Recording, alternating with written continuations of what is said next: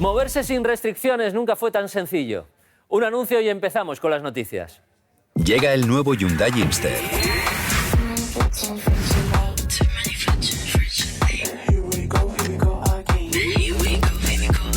Nuevo Hyundai Inster, el suburbano más versátil 100% eléctrico de Hyundai. Nuevo Inster. Are you in?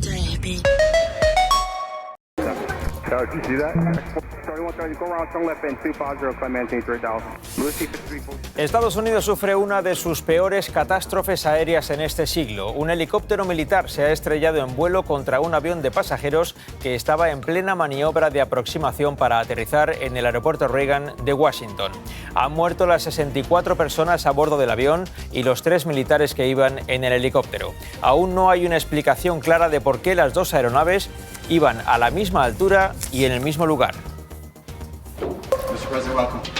Donald Trump decide especular cuando aún no hay datos confirmados sobre lo ocurrido y utiliza el accidente aéreo para hacer política en medio de la tragedia, culpando a los anteriores presidentes Obama y Biden. Los acusa de haber permitido que se contrate para el control aéreo a personas no cualificadas solo por su raza o su procedencia o su sexo, aplicando las políticas de inclusión. Pero el propio Trump ha tenido que reconocer que no se sabe todavía si la culpa ha sido de los controladores o de otras posibilidades, como por ejemplo los pilotos. Buenas noches. Además, en Antena 3 Noticias, Alberto Núñez Feijóo se sincera y trata de explicar el cambio de voto del PP sobre el decreto que Moncloa ha pactado con Puigdemont.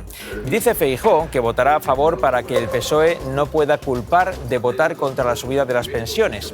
Pero eso es en lo que insisten los socialistas precisamente, al tiempo que se mofan de los cambios de criterio del Partido Popular.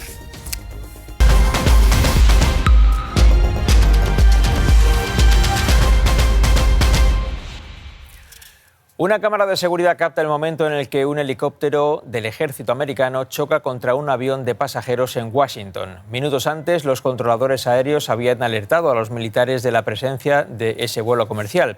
Algo, por otro lado, muy evidente, porque volaban a escasos metros de la pista de aterrizaje del Aeropuerto Nacional de Washington.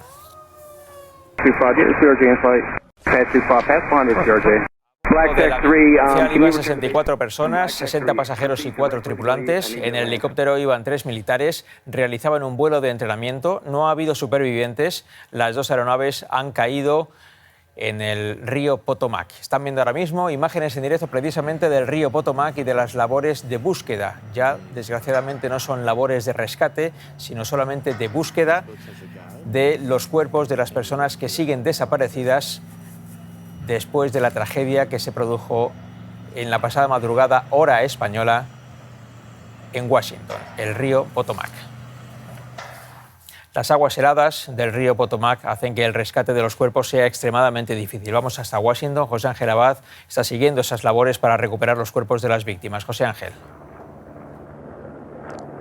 Aquí ha ocurrido la tragedia a solo 5 kilómetros de la Casa Blanca, a este lado el aeropuerto Ronald Reagan y delante el río Potomac, donde a esta hora 50 submarinistas siguen buscando restos y cadáveres. Vicente, era una noche tranquila, las condiciones para volar correctas, las trayectorias de ambos aparatos las normales, pero a solo segundos de que aterrizara el avión, la peor pesadilla posible. Un avión igual que este y de la misma compañía, la división regional de American Airlines, estaba a punto de aterrizar en Washington. Venía desde Wichita, en Kansas. Un vuelo rutinario que a las 8:48 de la tarde, hora local, quedó cruelmente interrumpido. Había chocado con un Black Hawk, en castellano halcón negro, un helicóptero militar que venía zigzagueando sobre el río y cambió de dirección varias veces antes de emerger de las tinieblas e impactar con el avión. El piloto de otro vuelo alertó a los controladores de algo que obviamente habían visto y no habían podido evitar. Tanto el avión partido en dos como el helicóptero cayeron al río Potomac. Los bomberos y la policía se movilizaron en pocos minutos. La oscuridad y el frío, 4 grados era la temperatura del agua, complicaron la labor de las 300 personas que trabajaron sobre el terreno en busca de algún superviviente. Pronto se asumió que la misión de rescate era en realidad un dispositivo de recuperación de cadáveres. El aeropuerto Ronald Reagan suspendió todos los vuelos, mientras amigos y familiares de los pasajeros empezaban a llegar en busca de información.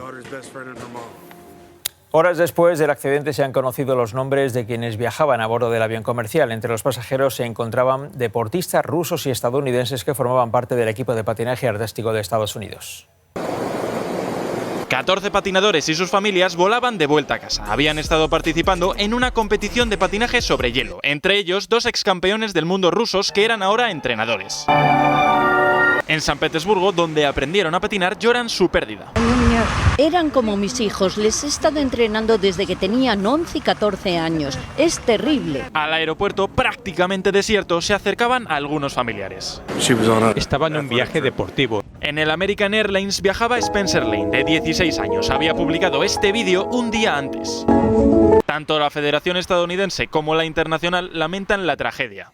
La comunidad mundial de patinaje artístico está devastada. Y dentro del drama, un milagro. Es John Maravilla. Las autoridades le impidieron embarcar porque iba con su perro y era demasiado grande, por lo que tuvo que hacer el viaje en coche. Él mismo lo ha contado en sus redes sociales. No me han dejado pasar, dejadme salir de Kansas, por favor. Empiezan las 14 horas de viaje. La esperanza de rescatar a algún superviviente se acabó al amanecer. Este mensaje en su red social ha sido la primera reacción de Donald Trump después del accidente. Sin saber todavía cuáles son las causas de ese accidente, el presidente ha cuestionado la actuación de los controladores aéreos y la del piloto del helicóptero. Y horas después, todavía sin pruebas sobre las causas de la tragedia, Trump ha insistido en dedicarse a especular con toda la imprudencia de la que es capaz. Y es muy capaz. El presidente ha decidido hacer política con lo ocurrido, culpando a unos y a otros desde la Casa Blanca y junto a su vicepresidente y a su secretario de Defensa. En un nuevo ejercicio de trumpismo, el presidente de Estados Unidos ha acusado a los presidentes Obama y Biden de aplicar políticas de inclusión en los centros de control aéreo, sin aportar un solo dato de que esa sea la causa de la colisión entre las dos aeronaves. The FAA's diversity push includes focus on hiring people with severe intellectual and psychiatric disabilities. I changed the Obama policy, and we had a very good policy, and then Biden came in and he changed it. A esta hora no se puede descartar que alguna de esas suposiciones de Trump sea cierta. Efectivamente, es posible que la responsabilidad sea del control aéreo o del piloto del helicóptero o del piloto del avión o de todos ellos. No se puede descartar nada, pero Trump realiza esas acusaciones antes de que haya pruebas concluyentes, antes incluso de que se conozca el resultado de una investigación que ahora está empezando. Esther Vaquero. Sí, por esa zona por la que sobrevuelan los aviones hay aviones comerciales y aviones militares, además de helicópteros. Es un espacio especialmente congestionado. En el momento de esta colisión, el avión de American Airlines se encontraba a 91 metros de altura en plena maniobra de aterrizaje. El helicóptero se fue aproximando hasta ese lado hasta que se produce el impacto y ambas aeronaves se acaban fundiendo en una bola de fuego. José Ángel. Lo único que ahora ha quedado, Esther, es dolor y misterios. ¿Por qué y cómo un cambio de las pistas de aterrizaje a última hora, si los pilotos del helicóptero llevaban gafas de visión nocturna y si eso era lo correcto? Y, por supuesto, la idoneidad de entrenamientos militares en un aeropuerto con tanto tráfico son las primeras líneas de investigación en este terrible accidente. Se ha recuperado al menos una caja negra y el Pentágono ya investiga por qué un helicóptero en un entrenamiento rutinario hizo 6 cambios de rumbo antes de chocar contra el avión. Los militares hacen cosas peligrosas y trágicamente anoche se cometió un error. Asegura que era una tripulación muy experimentada, pero sus maniobras imprevistas llamaron la atención de la torre de control, que no pudo evitar el accidente. Todo era normal antes del accidente. Creo absolutamente que esto se podría haber evitado. Excepto porque en la torre de control había menos personal del habitual. Los primeros informes señalan que había un solo controlador para los despegues y aterrizajes, una labor que suelen realizar 2 personas, y ya se están recogiendo restos de fuselaje para entender qué falló. Es muy posible que el vuelo del helicóptero fuera una misión encubierta sin seguimiento electrónico, un trágico error al realizarlo en un aeropuerto activo. Y también muy congestionado. En los últimos meses había aumentado la preocupación por este aeropuerto de Washington después de que en 2024 se produjeran al menos 8 incidentes que casi terminan en colisión. Testigos del accidente aseguran que oyeron un ruido muy fuerte que los alertó. Nuestro corresponsal José Ángel Abad ha recogido el testimonio de un hombre de 38 años que vive a las orillas del río Potomac, donde se precipitaron el avión y el helicóptero. El accidente le sobresaltó en medio de la noche. Su apartamento tiene una vista como la de la torre de control y cuando Abad Ismaili se iba a la cama, heard bang bang. Escuché bang bang, algo como nunca había oído. So I turned around right away. Me giré de inmediato a ver qué ocurría y, oh Dios mío, estaba todo lleno de humo y fuego, en el aire y luego elevándose sobre el río. Solo en su habitación, mirando las aguas congeladas, Abadi se quedó petrificado. Scared for my life. Tuve miedo por mi vida entonces, no sabía qué estaba pasando, qué ocurría ahí fuera. Y de repente, en la soledad de la noche, me llevó un segundo darme cuenta de que todos estaban muertos delante de mis ojos y les envío mis condolencias. Frente a su ventana se sigue buscando los restos del accidente. Esta tragedia recuerda a otra que ocurrió hace 40 años también sobre ese mismo río Potomac en Washington. El 13 de enero de 1982, un avión con destino a Florida chocó al despegar con un puente cercano al aeropuerto nacional. Murieron 74 pasajeros y 4 transeúntes. 5 viajeros pudieron sobrevivir. Vamos a intentar entender un poco mejor lo que ha ocurrido. Nos acompaña para esa tarea en el plató de Antena 3 Noticias Francisco Cruz, que es piloto y experto en seguridad aérea. Muy buenas noches. Muy buenas Gracias noches por acompañarnos. Es experto del sindicato SEPLA de pilotos. Bien, con lo que sabemos hasta esta hora, ¿qué tesis tiene sobre lo que ha podido ocurrir? Porque la verdad, para quienes no entendemos de esta materia, nos parece algo increíble que al lado de la pista de aterrizaje un avión pueda chocar con un helicóptero. Vale, en primer lugar es un entorno muy difícil el aeropuerto de Ronald Reagan. En Washington hay 3 aeropuertos, que es Dulles, está Ronald Reagan y Baltimore. Esos 3 aeropuertos. Entonces, la congestión de tráfico aéreo que hay ahí, tráfico comercial y tráfico militar, que está en la Casa Blanca, hace muy difícil la operación. Reagan tiene 3 aeropuertos y en el momento de la maniobra de la pista 01 que iba el avión regional, el controlador le pide si acepta la otra pista, la 33. En ese momento en que cambia la pista, la carga de trabajo para el piloto es considerable. Si a eso añadimos condiciones nocturnas, tráficos militares que había alrededor y, lo más importante, que el sistema de alerta que evita que los aviones choquen se inhibe por debajo de 300 metros de altura, pues tenemos ahí una serie de factores que van a estar implicados en la operación. Vamos a esperar de momento a tener todos los datos. Lógicamente. Háblenos de ese aparato. Hay un aparato que hace que los aviones o las aeronaves se comuniquen unas con otras para detectar si hay riesgo de colisión. Sí, se llama sistema de colisión a bordo, TICAS en inglés, ¿no? Entonces, ese sistema lo que hace es comunicarse entre los aviones y, si van a chocar, este avión le manda bajar y este subir. O sea, están muy coordinados. Pero a una cierta altura ya no funciona. Está inhibido. Te da información visual, no mandatoria para ejecutar. ¿Y no pueden haber atendido los pilotos del helicóptero y del avión a ese aviso? No, porque estaba inhibido. Estaban a una altitud muy baja, 200 pies, unos 60 metros de altura. De lo que deducimos que en ese momento los 2 pilotos, el del avión y el del helicóptero, estaban pilotando solamente con sus ojos. Con sus ojos, efectivamente. Estaban haciendo, el piloto del avión regional, una aproximación visual. Y el piloto del helicóptero, bueno, tenemos que ver todas las circunstancias. ¿Y el papel del controlador aéreo en esas circunstancias? Tenemos que analizar primero si estaban en la misma frecuencia, la carga de trabajo que tenía ese controlador y sobre todo la carga de trabajo del helicóptero. El helicóptero, las conversaciones del helicóptero y su carga de trabajo va a ser fundamental en el análisis. Francisco Cruz, le agradecemos mucho que nos haya dado estas explicaciones y a la espera de las novedades que pueda haber sobre la investigación. Muy buenas noches. Buenas noches. Más noticias. Hoy ha declarado ante el juez del Tribunal Supremo la fiscal jefe de Madrid, Pilar Rodríguez. Lo ha hecho en el marco de la causa en la que se investiga la filtración de los datos privados de la pareja de Isabel Díaz Ayuso. Al contrario de la estrategia que siguió ayer el fiscal general, hoy la fiscal provincial de Madrid sí ha respondido a las preguntas del juez. Pilar Rodríguez niega haber filtrado esos correos. Dice que hasta 60 personas tuvieron acceso a esa documentación. Pedro Callejas ha seguido su declaración. Pedro, ¿qué más detalles han trascendido de esa declaración?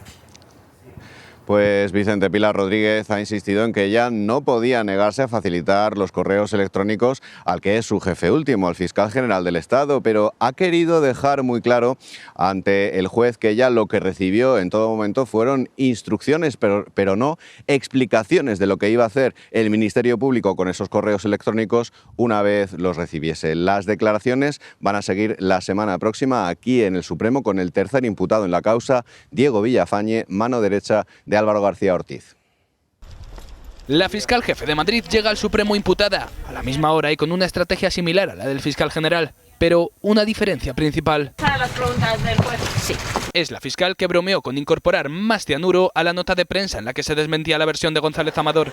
Precisamente por esa frase le ha preguntado el magistrado. Ella se ha justificado diciendo que era un desahogo. Muchísimas gracias. Pilar Rodríguez ha defendido que no filtró el correo del novio de Ayuso, que García Ortiz nunca dijo que fuera a filtrarlo y que había más de 60 personas con acceso a ese documento. Pero lo que más ha repetido la fiscal es que cumplió órdenes. Dice que no cuestionó a García Ortiz cuando le pidió los mails. Tampoco le sorprendió su urgencia ni que esa petición se hiciera por la noche. Por eso fue ella misma la que habló con el fiscal de delitos económicos para conseguir el correo. Yo estoy en un partido de Champions, me comentan que es que mi correo electrónico está publicado. Pilar Rodríguez, al igual que el fiscal general, han deslizado que Almudena Lastra mintió en su declaración. Y Rodríguez incluso ha pedido que vuelva a testificar, aunque el juez lo ha rechazado.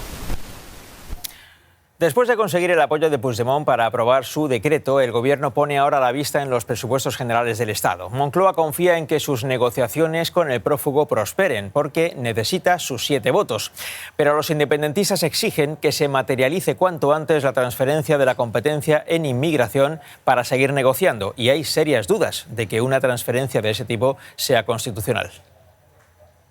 Lo apoyaron en la investidura, sí, pero si quieren atar sus 7 votos van a tener que pelearlos. És important que es tanquin carpetes. Es lo que día a día les recuerda Puigdemont. Ahora van a por lo siguiente. Delegació integral de les competències en matèria d'immigració. Esa es una de sus exigencias para avanzar. Está bastante avanzada. Ellos piden, Moncloa negocia, falta todavía cerrar algunos flecos. Son puntos que obviamente pues, nos están llevando más tiempo porque no terminamos de encontrar ese punto de equilibrio. Su socio de gobierno no lo ve mal, aunque con condiciones. Que haya unas garantías de derechos fundamentales, de derechos humanos, esa es la línea roja. De sus 7 votos dependen también cuestiones fundamentales para la estabilidad de la legislatura. Mirada puesta en los presupuestos. El gobierno confía en su capacidad de diálogo. Somos el gobierno del acuerdo. Vamos a seguir trabajando día tras día. Ponen como ejemplo lo conseguido hasta ahora. Y esto es difícil, pero estamos demostrando que lo hacemos. Y de momento mantienen su intención de sacar adelante unas nuevas cuentas en 2025.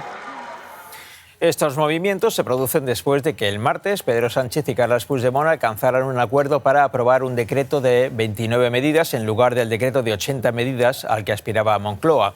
Y ayer el PP dio un giro muy importante al anunciar que ahora votará sí a ese decreto después de haber votado no al anterior. Se trata de una decisión trascendental cuyas consecuencias políticas se verán a partir de ahora.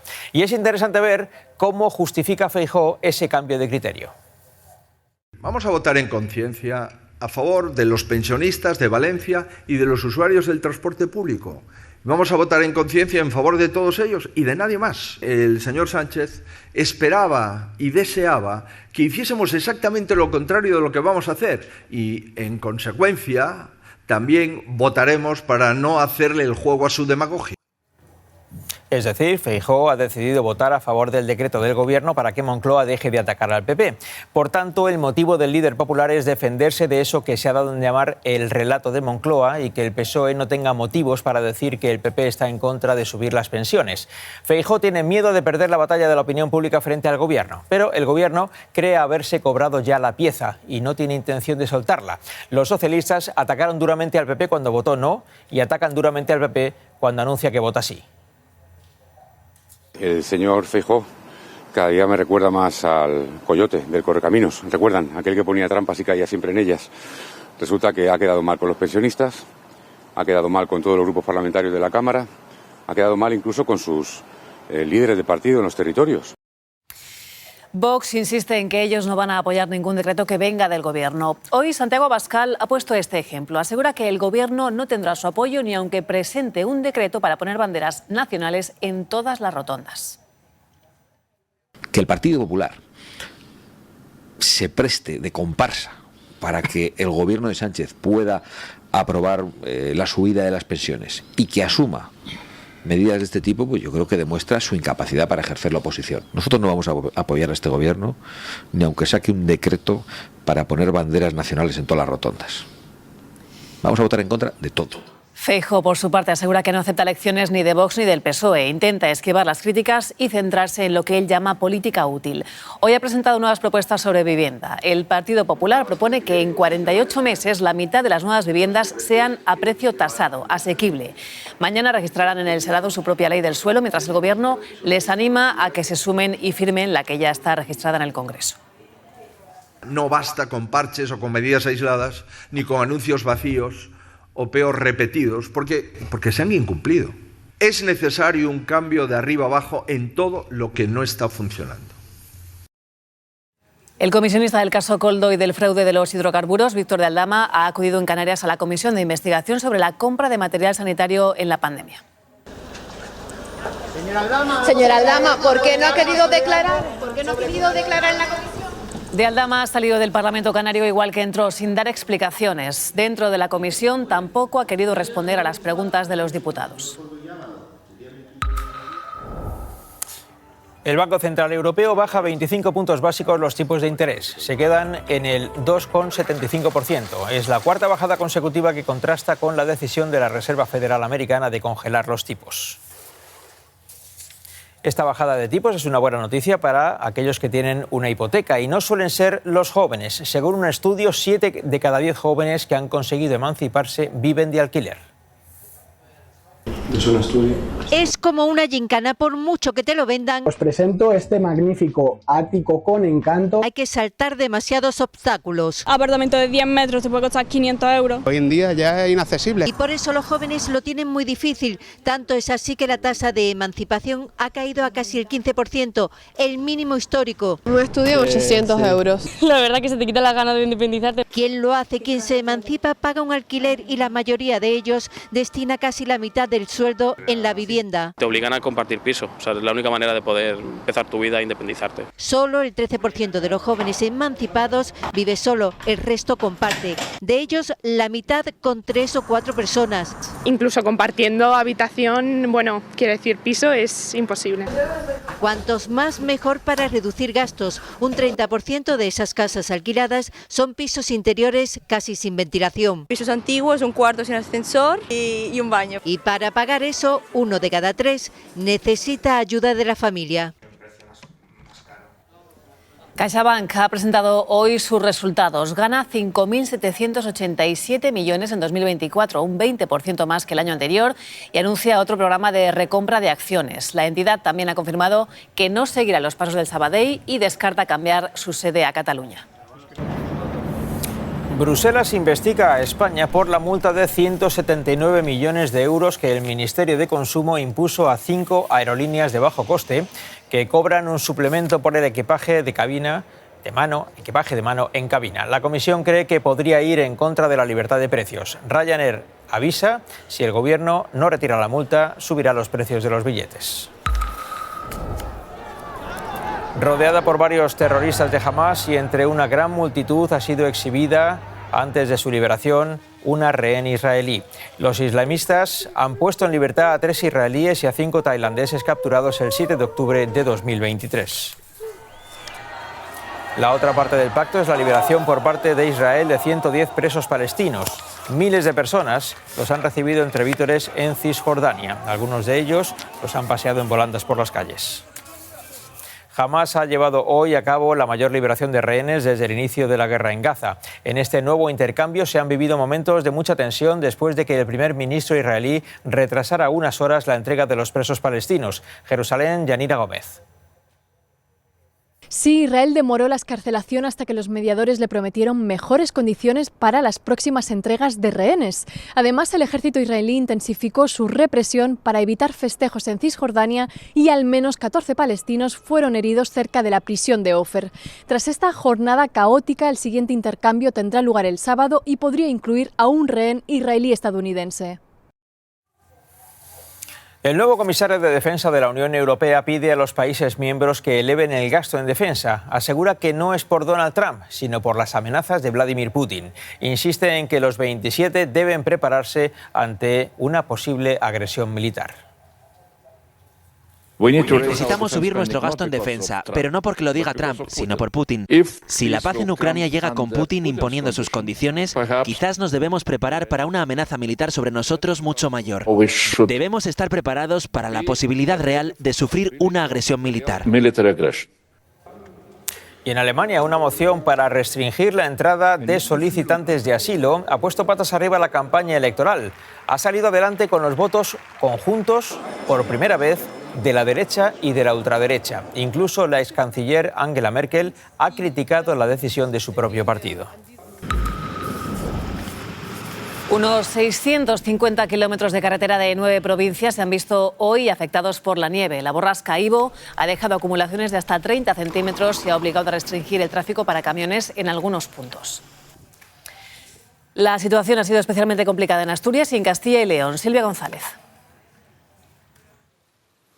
La situación tiende a remitir, pero todavía en Castilla y León hay 5 carreteras cortadas y una docena con restricciones al tráfico, la mayoría en la red secundaria de carreteras. Hoy la nieve ha puesto en aprieto a muchos conductores, ha provocado accidentes y ha obligado a embolsar camiones, pero poco a poco este temporal de nieve y de viento va dando paso al frío que mañana volverá a poner en alerta amarilla por bajas temperaturas de hasta 6 grados bajo cero a las provincias de León, Zamora y Palencia.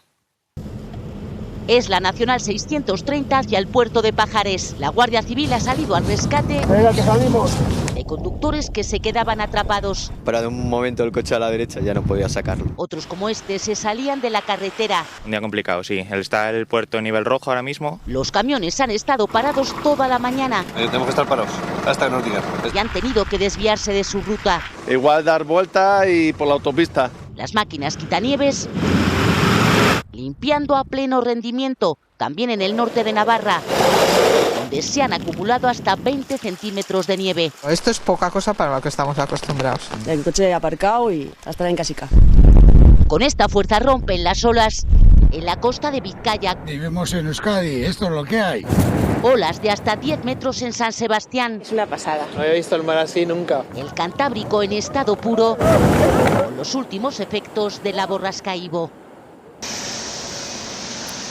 Y así estaban hoy en San Sebastián. Difícil salir con los paraguas. Ivo ha pasado por la península dejando avisos también por viento. En algunos puntos del norte las rachas han sido huracanadas, llegando a superar los 130 kilómetros por hora.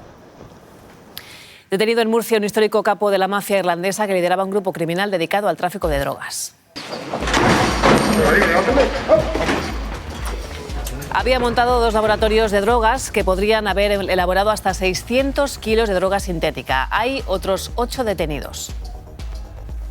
El principal detenido era el responsable de la muerte de una periodista irlandesa llamada Verónica Guerin, a la que él ordenó matar precisamente porque estaba investigando las actividades de su clan mafioso en Irlanda.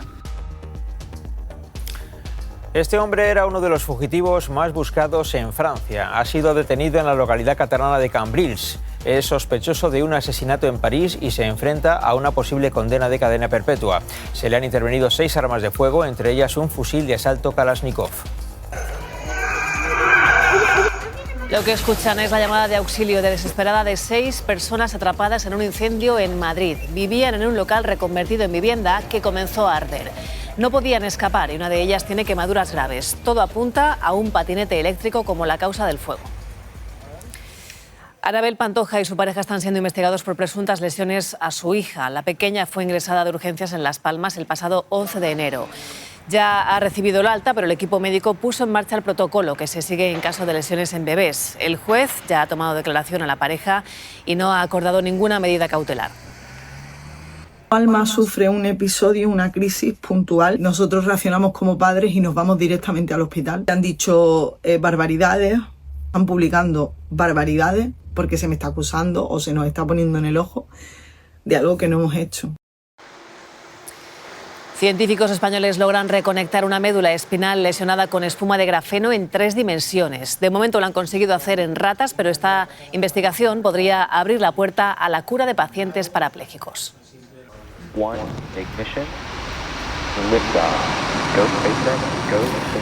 Lanzado con éxito el primer satélite militar español, están viendo el momento en el que despegaba esta madrugada desde Cabo Cañaveral, en Estados Unidos. Orbitará a 36.000 kilómetros de la Tierra. Será clave para la seguridad de nuestras Fuerzas Armadas y de la OTAN. Ya saben que esta semana celebramos los 35 años desde que esta cadena comenzó sus emisiones y hoy queremos recordar algunos programas que fueron míticos y momentos que son historia de la televisión de nuestro país. Son las 5 en punto y vengo hoy con muchísima plancha. Permítanme que hagamos un poquito de historia, echar la vista atrás y recordar. En esta caravana hemos recorrido kilómetros y kilómetros para buscar, sí, el amor. Que le diga eso, te quiero. ¿Lo quiero mucho? Porque también hemos ido de sorpresa en sorpresa. De ver a tu ídolo. Nos hemos emocionado, recibido a grandes estrellas. Nos gusta la emoción, pero también siempre hemos querido saber. Vemos un descontento general. Ya está bien. Y vivido momentos históricos de la televisión. Porque yo he venido aquí a hablar de mi libro. Frases que se han quedado para el recuerdo. ¿Pero usted quién es? Y son ya un meme compartido. Porque en estos 35 años hemos conocido muchas historias, debatido sobre todo y reído mucho, hasta de nosotros mismos. Yo soy Zacarías Prats. Y ya estamos aquí. No llego. Pero llegamos siempre puntuales. Es a estar con todos ustedes porque eso es lo que realmente nos gusta. Y en los boletines y espacios informativos de Onda Cero.